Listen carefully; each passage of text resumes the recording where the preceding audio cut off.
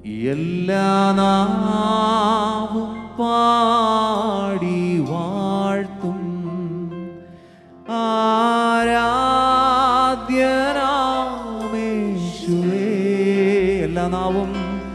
എല്ലാ നാവും പാടി വാഴ്ത്തും ആരാധ്യനാമേശുവേ.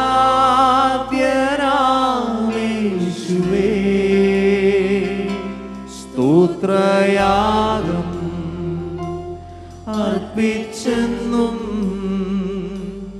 അങ്ങേ വാഴ്ത്തി സ്തുതിച്ചിടുന്നേ. ദൈവജനം ചേർന്ന് സ്തോത്രയാഗം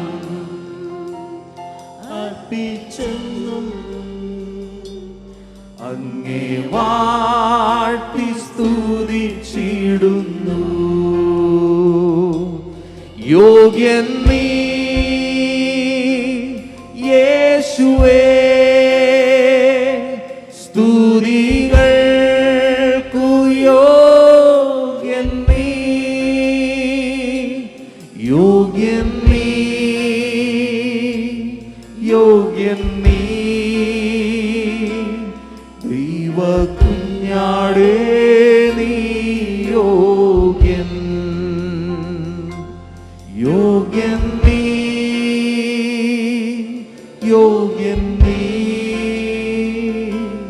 ദൈവകുഞ്ഞാടേ നീ യോഗ്യൻ. നിത്യമായി ലോകത്തിലുള്ള ഒരു വ്യക്തിയുടെയും ജനനത്തിന് മുൻപായിട്ട് അദ്ദേഹത്തിൻ്റെ പേരോ അദ്ദേഹത്തിൻ്റെ സ്ഥലമോ അദ്ദേഹത്തിൻ്റെ പ്രവർത്തനങ്ങളോ ഒരിക്കലും ഒരു പുസ്തകത്തിലും പറഞ്ഞിട്ടില്ല. പക്ഷേ നമ്മൾ വിശ്വസിക്കുന്ന കർത്താവായ യേശു ക്രിസ്തു ജനിക്കുന്നതിന് നൂറ്റാണ്ടുകൾക്ക് മുൻപ് തന്നെ അദ്ദേഹത്തിൻ്റെ പേര് യഹൂദന്മാരുടെ പുസ്തകമായിരിക്കുന്ന തോറയിൽ പരാമർശിച്ചിരുന്നു. അത് നമുക്കറിയാം. കർത്താവായ യേശു ക്രിസ്തുവിൻ്റെ ജനനം സംഭവിക്കുവാനായിട്ടും യേശു ഈ ഭൂമിയിലേക്ക് വരുവാനായിട്ടുമുള്ള പ്രധാനപ്പെട്ട കാരണം എന്ന് പറയപ്പെടുന്നത് ഉൽപ്പത്തി പുസ്തകത്തിൻ്റെ ആദ്യ ഭാഗങ്ങളിൽ നമുക്ക് കാണാൻ സാധിക്കുന്ന ദൈവം, യഹോവയായ ദൈവം മനുഷ്യനെ സൃഷ്ടിച്ചു. മനോഹരമായിരിക്കുന്ന ഏദൻ തോട്ടത്തിൽ തന്നെ അവരെ ആക്കി വെച്ചു. അങ്ങനെ ദൈവവും മനുഷ്യനും മണ്ണും മരങ്ങളും എല്ലാം ഒരുമിച്ച് സംഗമിച്ച് സന്തോഷത്തോടെ കഴിയുന്ന ഒരു കാര്യമാണ് നമുക്ക് ഉൽപ്പത്തി പുസ്തകത്തിൻ്റെ ആരംഭത്തിങ്കൽ നമുക്ക് കാണാൻ സാധിക്കുന്നത്. ദൈവവും മനുഷ്യനും ആദമും ഹവ്വയും ദൈവവുമായിട്ട് ഒരുമിച്ച് നടക്കുന്ന എത്രയോ ദിനങ്ങൾ നമുക്ക് വിശുദ്ധ ബൈബിളിൽ കാണാനായിട്ട് സാധിക്കും. പ്രകൃതിയുടെ പാഠങ്ങളെല്ലാം ദൈവം ആ സന്ദർഭങ്ങളിൽ മനുഷ്യനെ പഠിപ്പിക്കുകയായിരുന്നു. അതുപോലെ തന്നെ പ്രകൃതിക്ക് പേരിടുവാനായിട്ടും പ്രകൃതിയെ സംരക്ഷിക്കേണ്ട വിധങ്ങളെപ്പറ്റിയുമൊക്കെ ദൈവം ഇവനോട് കൂടെ ചേർന്ന് നടന്ന് ഇങ്ങനെ പഠിപ്പിച്ചു കൊണ്ട് ഇരിക്കുകയായിരുന്നു. എന്നാൽ ചില നാളുകൾ, എത്ര നാളുകളെന്നറിയത്തില്ല, ആദ്യത്തെ 2 അധ്യായങ്ങൾ പദ്യ അധ്യായങ്ങളാണ്, ഗദ്യമല്ല, അത് പദ്യമാണ്. അതൊരു പാട്ടായിട്ടാണ് രേഖപ്പെടുത്തിയിരിക്കുന്നത്. അപ്പോൾ ഇങ്ങനെ ദൈവം മനുഷ്യനെ പലതും പഠിപ്പിച്ച് വരുന്ന സന്ദർഭത്തിൽ അവൻ്റെ മനസ്സിലുണ്ടായൊരു ചിന്തയാണ് ദൈവത്തെ പോലെ ആകണം എന്ന്. അവിടുത്തെ പ്രധാനപ്പെട്ട പ്രശ്നം എന്ന് പറയപ്പെടുന്നത് പഴം തിന്നുന്നു എന്നുള്ളതല്ല പ്രശ്നം. നമ്മൾ കരുതുന്നത് ആ പഴം തിന്നതുകൊണ്ടാണ് ആ പ്രശ്നമുണ്ടായത്. പക്ഷേ പ്രശ്നം എന്ന് പറയപ്പെടുന്നത് ദൈവത്തെ പോലെ ആകണം എന്നുള്ള റിബല്യസ് ചിന്താഗതിയാണ്. ആ റിബല്യനാണ് അവൻ്റെ മനസ്സിൽ ഉരുത്തിരിഞ്ഞതിൻ്റെ പരിണതഫലമായി എല്ലാ ബന്ധങ്ങളും തകരുകയാണ്. ഈ ഡിസംബർ മാസത്തിൽ പ്രത്യേകിച്ച് നമ്മൾ മനസ്സിലാക്കേണ്ടത് ക്രിസ്തു ജനനം എന്ന് പറയപ്പെടുന്നത് ഒരു വിളിയാണ്.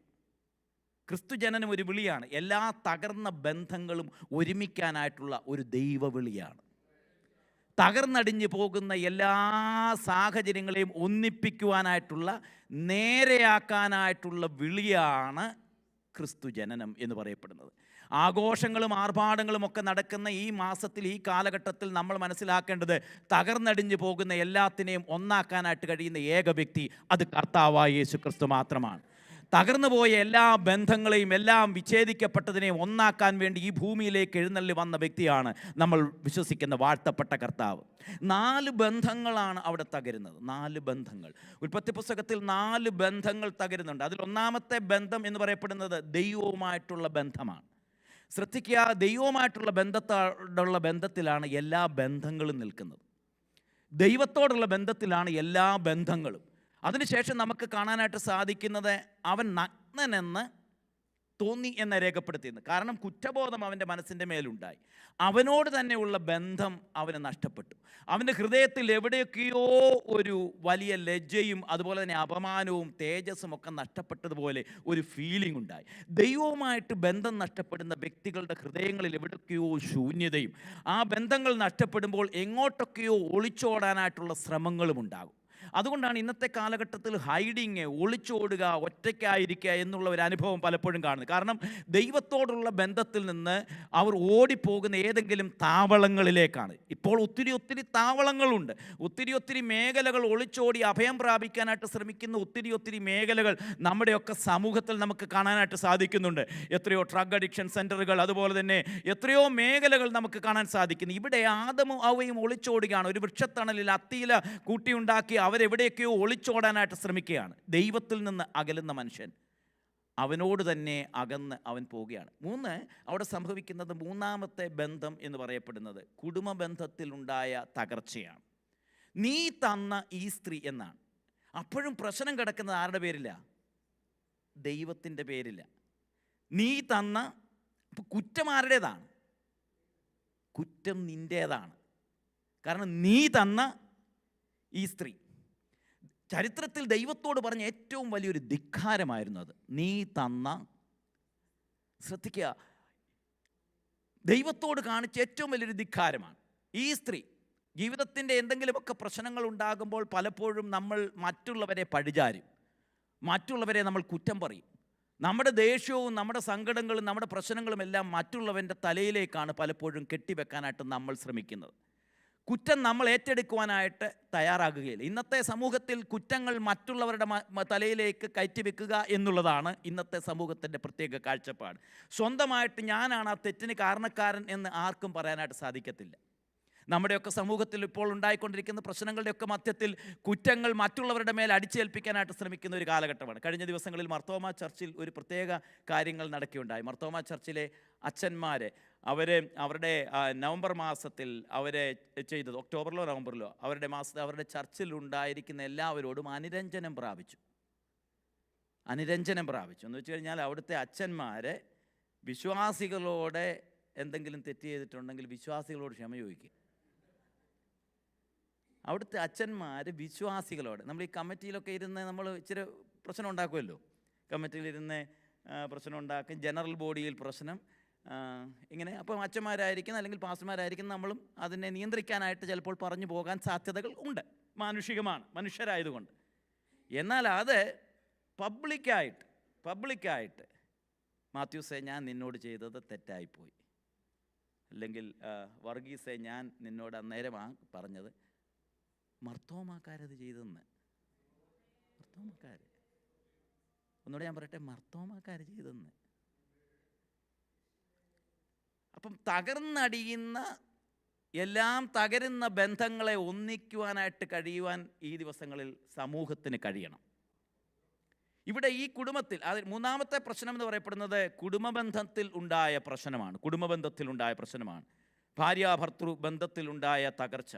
അത് മുഖാന്തരം ആ കുടുംബത്തിലെ തലമുറകളിൽ തന്നെ ആ തകർച്ച ഉണ്ടായതായിട്ട് നമുക്ക് അടുത്ത അധ്യായത്തിൽ കാണാനായിട്ട് സാധിക്കുന്നുണ്ട്. അപ്പോൾ ഇവിടെ ബന്ധങ്ങൾ തകരുകയാണ്. അങ്ങനെ ബന്ധങ്ങൾ തകർന്നതിന് ശേഷം നാലാമത് അവിടെ കാണപ്പെടുന്നത് നമുക്ക് പ്രകൃതിയുമായിട്ടുള്ള ബന്ധം നഷ്ടപ്പെട്ടു. ഭൂമി ശപിക്കപ്പെടുകയാണ്. നമ്മൾ കരുതും ഇന്നുണ്ടാകുന്ന സുനാമികളും ടൊർണാഡോയും എർത്തുക്കേക്കും എല്ലാം ദൈവം ഇങ്ങനെ ഇരുന്ന് ഓരോ ദിവസം അടിച്ച് നമ്മളെ തകർക്കുന്നതാണ്. നെവർ.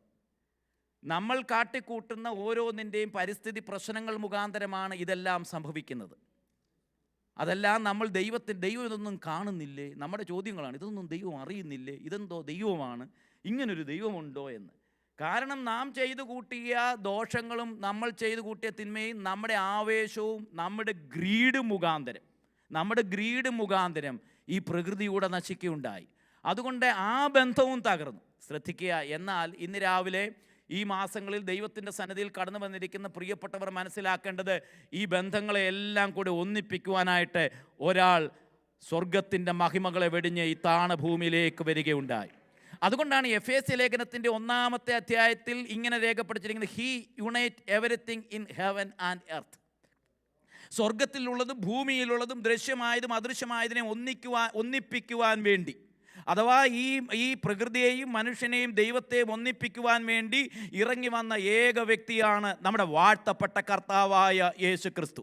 അതുകൊണ്ടാണ് എഫേസ്യ ലേഖനം 2-ാമത്തെ അധ്യായത്തിൽ ഇങ്ങനെ പറഞ്ഞു, നിങ്ങൾ ഒരു കാലഘട്ടത്തിൽ ദൂരസ്ഥരായിരുന്നു, ദൈവത്തോട് ബന്ധമില്ലാത്തവരായിരുന്നു. വിത്തൗട്ട് ഗോഡ് എന്നാണ് എഴുതിയിരിക്കുന്നത്. You don't have any hope. നിങ്ങൾ പ്രത്യാശയില്ലാത്തവരായിരുന്നു. 2-ാം അധ്യായം അങ്ങനെ പറയുന്നുണ്ട്. നിങ്ങൾ ദൈവമില്ലാത്തവരും നിങ്ങൾ പ്രത്യാശയില്ലാത്തവരും അതുപോലെ തന്നെ ഇസ്രയേലിൻ്റെ വാഗ്ദത്തത്തോടെ അവകാശമില്ലാത്തവരും നിങ്ങൾ ദൂരസ്ഥരുമായിരുന്നു. പക്ഷേ ക്രിസ്തുവേശുവിൽ നിങ്ങളെ സമീപസ്ഥരാക്കി. അവൻ നമ്മളെ ഒന്നാക്കി. യേശു ക്രിസ്തുവാണ് നമ്മളെ ഒന്നാക്കിയത്. ഇന്ന് പകൽക്കാലം ഒന്നാക്കാനായിട്ട് കഴിയുന്ന, എല്ലാ ബന്ധങ്ങളെയും ഒന്നാക്കാനായിട്ട് കഴിയുന്ന, എല്ലാത്തിനെയും ഒരുമിപ്പിക്കാനായിട്ട് കഴിയുന്ന, എല്ലാത്തിനെയും ചേർത്തണയ്ക്കാനായിട്ട് കഴിയുന്ന എറ്റേണൽ ഫാദർ എന്ന് പറയപ്പെടുന്നത്, വീരനാം ദൈവം എന്ന് പറയപ്പെടുന്നത്, വണ്ടർഫുൾ കൗൺസിലർ എന്ന് പറയപ്പെടുന്നത്, പ്രിൻസ് ഓഫ് പീസ് എന്ന് പറയപ്പെടുന്നത്, ഇന്ന് രാവിലെ ഞാനും നിങ്ങളും വിശ്വസിക്കുന്ന, ആരാധിക്കുന്ന കർത്താവാണ്. എത്ര പ്രിയപ്പെട്ടവർ വിശ്വസിക്കുന്നു. അതുകൊണ്ടാണ് അവർ പറയുന്നത്, ഇരുട്ടിൽ ഇരുന്ന ജനം വലിയൊരു വെളിച്ചം കണ്ടു.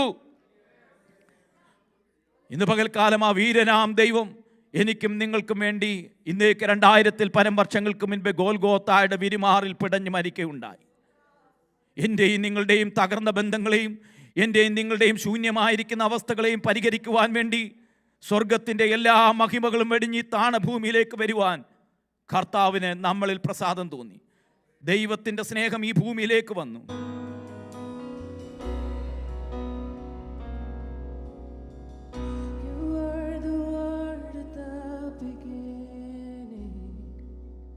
One with God, the Lord Most High. Your hidden glory in creation, now revealed in you are Christ. What a beautiful name it is. What a beautiful name it is. The name of Jesus Christ, my King. What a beautiful name it is. Nothing compares to this. What a beautiful name it is. The name of Jesus.